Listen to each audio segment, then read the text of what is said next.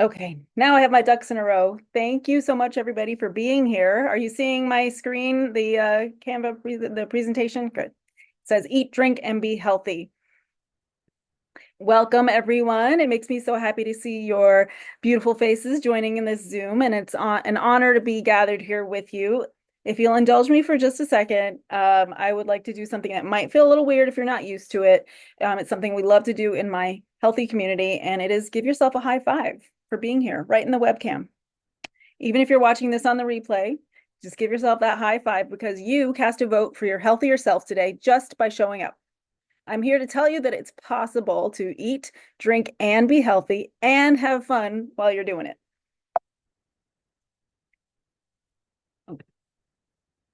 Advance, please.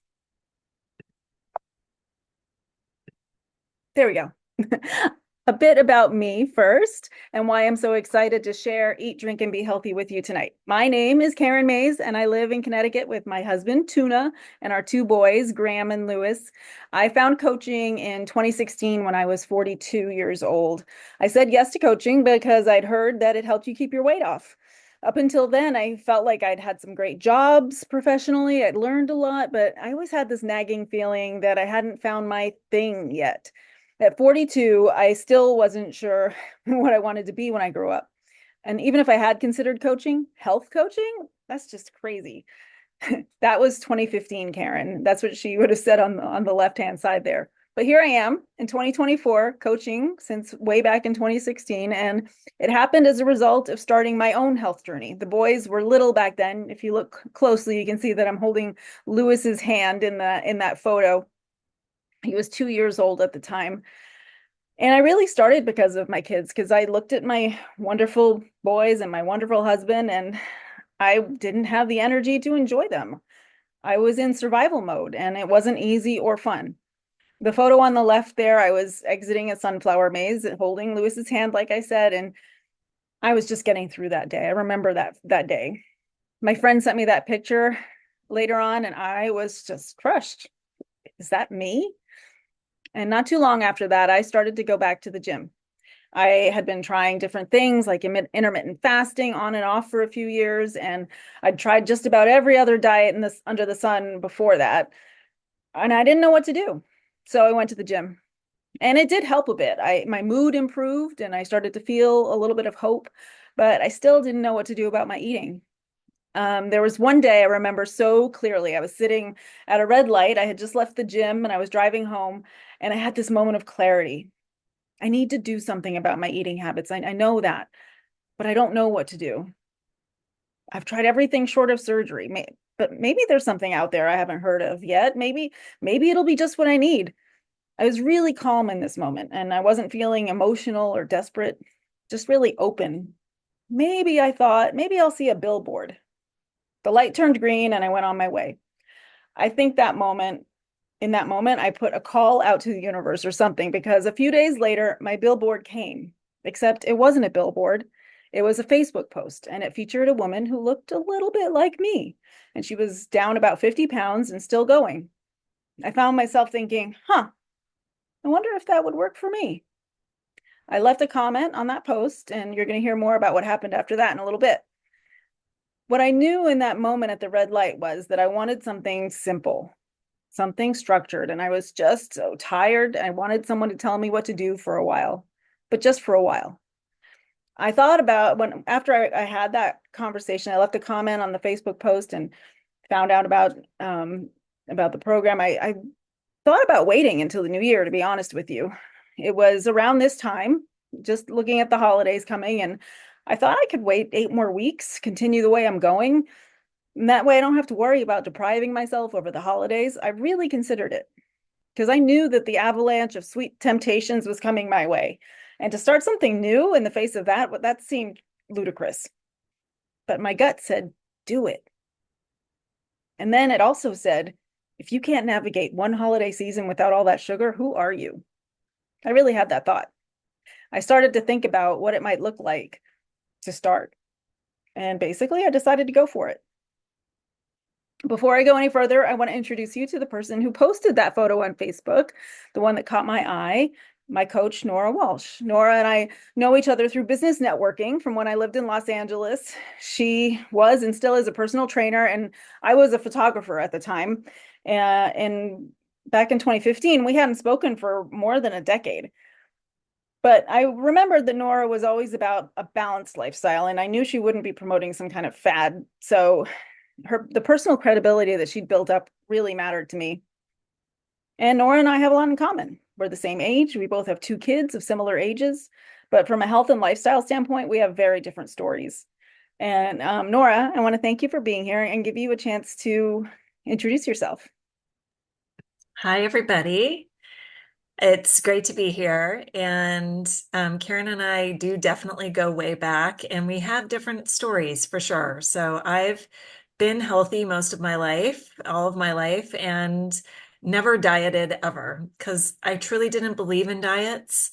I've been a personal trainer and been in health and fitness for 27 years, and I've seen everybody do every single diet and go up and down and up and down.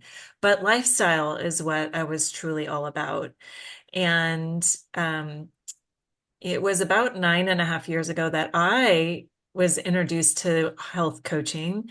And I looked at it as a tool to help my clients in the gym.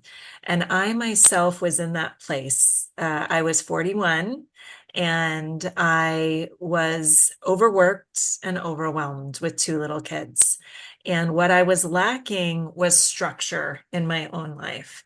So I have owned my fitness business and been an entrepreneur for a long time, but I was the first one to let go of me, right? So I'd be helping everyone in the gym all day long, and the last thing I wanted to do was work out myself. And when I really got into health coaching, I really looked at the lifestyle and how important these small, tiny habits are, and how collecting wins every single day. And it doesn't need to be massive change, but really just kind of a refocus of your lifestyle when it comes to nutrition and exercise and sleep and all of that, and how it all plays a role in it. So it has changed the trajectory of my life and how I can help people. And Karen and I, knew each other in LA, but she had moved a couple of times. So it was blessed to be able to reconnect with her virtually and work in that capacity. So what I can tell you is whether you have a health concern with weight loss or you don't, health doesn't isn't just the number on the scale. Health is how you manage your emotions. Health is how you live your lifestyle, how you're sleeping, how you're eating, how you're fueling yourself. And so I needed as much structure as Karen did way back when, right? In 2016. And we found that through health coaching, coaching each other and others. Yeah, thank you, Nora. And I think that sort of that holistic approach is what really stayed with me all those years. When, even though we hadn't spoken in in 10 years or more. But let's get into the subject at hand, the holidays. And I'd love to start us off with a guessing game. Scientists at Cornell University did research and they answered this question. How many food decisions do we make in a day? How many food decisions does a person make in a day? If you have a guess, go ahead and put it in the chat. I wonder if people are going to be high or low. 20, I see in the chat. Well, the answer is, get ready for this, 226. 226, and that's just food related decisions. I'm going to go out on a limb and guess that the number is even higher this time of year. Put that together with all the other decisions we make, and no wonder so many of us are fed or end up spent and exhausted and ready for a detox by the end of the year. So I want to know, what's the most stressful thing about the holidays for you? If you're comfortable putting that in the chat, I'd love to hear your answers to that. I can tell you that the American Psychology Association did a study which revealed that the top stressors include lack of time to shop and cook, money worries, gift giving pressure, and family get togethers. Any big surprises there? But in short, there are just greater demands on our time, our money, and our systems. And if we're not careful, we will get overwhelmed, but not this year, right? The key word from that study really for me is pressure. It just feels like there's a lot of pressure this time of year. And I want to know who are my people pleasers in the room. And even if you're watching virtually, you can raise your hand. I mean, in the replay, you can raise your hand. And if you're raising your hand, just so I don't feel bad, you might be a people pleaser. Maybe you're a conflict avoider or someone who goes with the flow, doesn't want to rock the boat. Well, all those people are prone to getting off track when there's a lot of external pressure. Never mind the pressure we put on ourselves. We get so busy showing up for other people and other things that we forget to show up for ourselves. And or we talk ourselves out of keeping the promises that we make to ourselves. And don't worry, if you're not a people pleaser, these tips are going to serve you just as well. But that feeling of pressure is really, really evident at social gatherings, whether it's family, friends, or work functions. And when you're putting your physical health first, especially if it's a new thing for you, even a simple get together can start to feel like a minefield. I'm starting to feel a little overwhelmed myself right now, thinking about all those decisions that we make every day and the busyness coming up. Let's all take a deep breath. Nora, I learned from you how to look at something gigantic and break it down. So, what can you tell us as we stare at this season before us that feels like a big monolith? And how do we start to break it down? I love we're doing this just before Halloween too. So it has begun, right? Tomorrow is October 30th. And if you count down, we have 63 days left in the year, only 63. So if we kind of like give you some holiday perspective, if you were to eat 6 times a day, three balanced meals and three healthy snacks, you're looking at 378 meals from tomorrow to December 31st. So let's break it down even more. Halloween is one day, maybe one big meal you need to navigate through. Thanksgiving, just one day. Maybe let's give you 2 meals there. I'll give you 2 big meals that you have to navigate through. Christmas is one day. I'm going to give you another 2 big meals, maybe to navigate through. New Year's Eve, one day, maybe one big meal. And I'm going to throw in some parties because there are a lot of social gatherings, right? So we're going to say maybe you're going to 5 holiday parties, maybe 5 meals to navigate through. So that's really only 9 days or 9 events and approximately about 11 meals. So instead of thinking of the next 2 months as one big holiday feast, take a moment and think about enjoying and navigating only 11 meals out of 378. Does that seem more manageable? Yeah. So when you give yourself a simple structure and you have a plan, it's much easier to enjoy the holidays, knowing that there will be indulgences, but one day or one meal is not going to wreck things. It doesn't make or break you. But with the right structure and the right support, you feel comfortable. And more importantly, you feel confident knowing you are working towards your goals and be in a completely different place come January 1st. Karen and I know from experience. We've done holidays both ways, with structure, without structure. What we know for sure is that winging it does not work when you're going to go into a party. And it doesn't work well because there's just too much life and a lot of obstacles that are going to get in your way. But we can guarantee you that with a little bit of structure, it's far easier and you will make better choices than if you had no plan at all. Just that consciousness going forward. So the goal isn't about being perfect. That doesn't exist. The goal is really about making progress towards your goals and feeling confident going into a very busy and chaotic season. I love that. And what I love the most is that it's prompting me to look at to put my energy and effort into the days when I am in total control of what I eat and drink. I know, just like you shared, I leaned into the simplicity of our structured program, and I found that eating on a schedule really, really works for me. It balanced my blood sugar, and I had energy throughout the day, and that made everything feel easier. Being extra mindful this time of year about self-care and including exercise is really important. And I think it's also really important to focus what's essential rather than what's optimal or perfect. Don't let the pursuit of the perfect week ruin a perfectly good one. Nora, you're really great about getting out for your daily run earlier in the morning. That must give you some real peace of mind knowing that it's done for the day. Oh, absolutely. I've done it both ways. So, getting up and out the door at 6 a.m. to run or walk sets my day. I call it my daily dose of therapy too. It's allowed me to have a fresh start. I've also been that person like when I was in the gym and I would wait till the end of the day and lose all motivation and not do it. Or there were times I actually went out at 11 o'clock at night to try to get it in, but that didn't feel so good and it felt forced. So getting up and setting my day that way makes a huge difference. And I don't have to think about it, and there's no excuses. Yeah. And I love seeing your pictures from when you post them from your morning runs.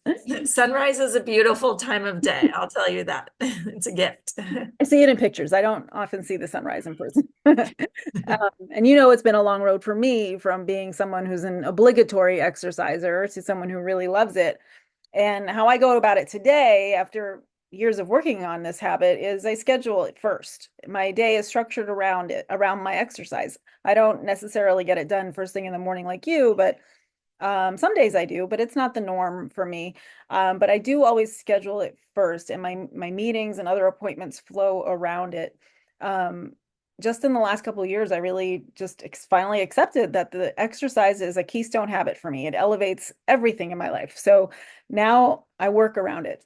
Now I want to turn to the specific topic that I think brought most of you here today, the parties.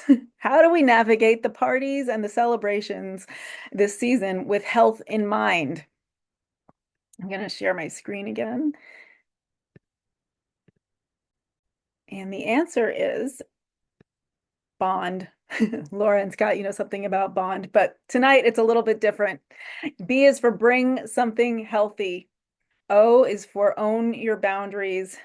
N is for know your way to health. And D is for deconstruct the buffet. Let's get into that a little bit. These are some excerpts from the recipe, the healthy recipe guide that you're going to receive as a thank you for coming tonight. Whether you're watching this live or as a recording, you're going to be receiving that. And Thanksgiving was within the first 2 weeks of me starting my health journey, and it did seem overwhelming at first, but until Nora and I got into the details. And I looked at it and my all the various options, and I decided to go with turkey and green beans. My treat was going to be a diet tonic and gin and diet tonic. But when it actually came to the day, I decided to leave the gin out. So I just had some diet tonic water, but in a nice glass. And we're going to talk a little bit more about alcohol in a bit. But the B is for bring something healthy. Bring something to the party that works for you. And so there's some options here, some typical Thanksgiving side dishes, but there are a lot of party options, and you can ask me for suggestions. I'm a big fan of bringing shrimp cocktail, and that's you got to bring extra because it goes first when you bring it to the party. But guacamole is great, and instead of chips, I'll put some sliced bell peppers or celery on the side. So there are a lot of options that you can bring that are friendly to a health journey. Some people, when it comes to the actual holiday food, some people choose to serve the traditional options alongside some healthier options. So they might do stuffing and cauliflower stuffing.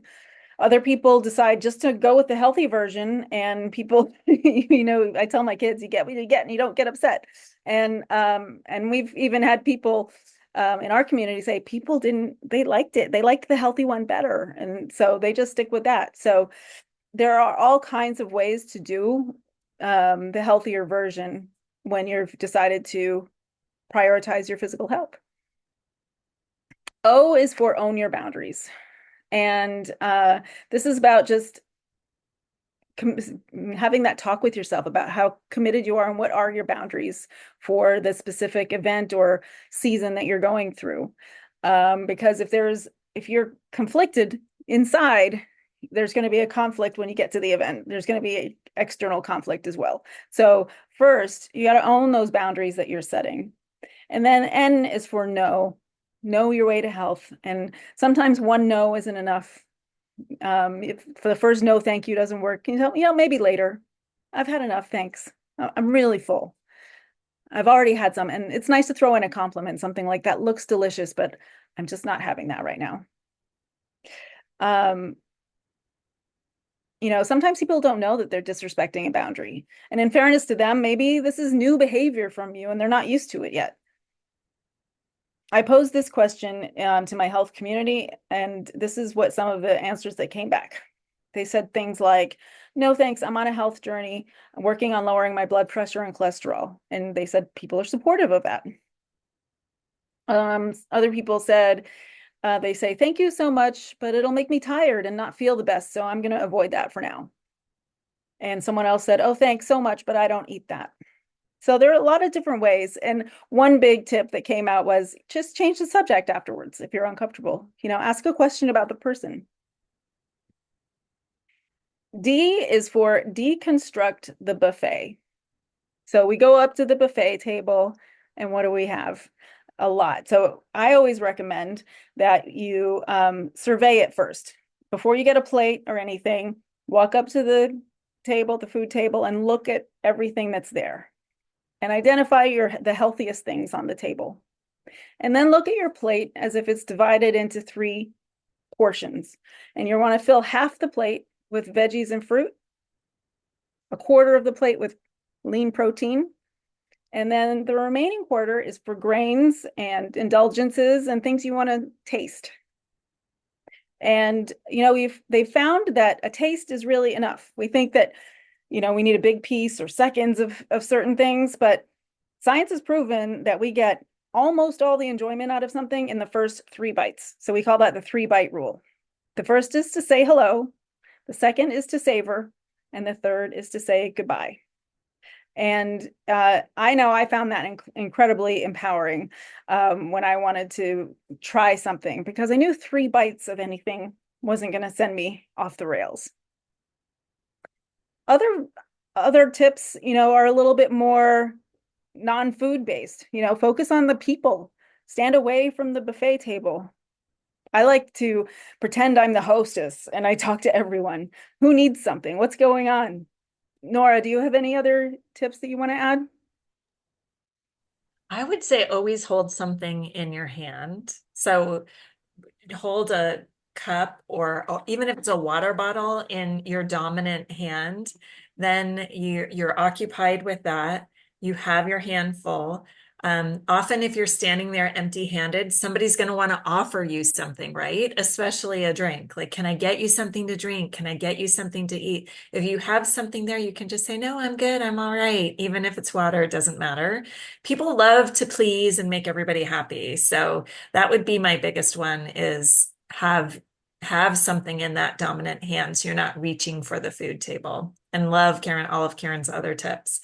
Staying around the food table is like disaster waiting to happen, right? Mhm. Yeah, that's when the grazing starts, right? It's my weakest point, and it's for sure not a good thing. I love that.